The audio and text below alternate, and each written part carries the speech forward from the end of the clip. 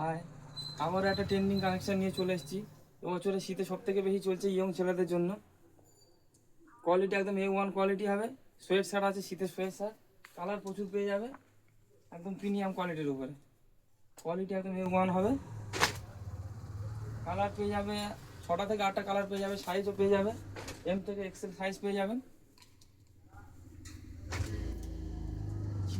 শীতের একদম প্রিমিয়াম কোয়ালিটির মাল আছে ইয়ং ছেলেদের জন্য, একদম যেটা চলছে ট্রেন্ডিংয়ে চলছে সেই মাল চলে এসছে।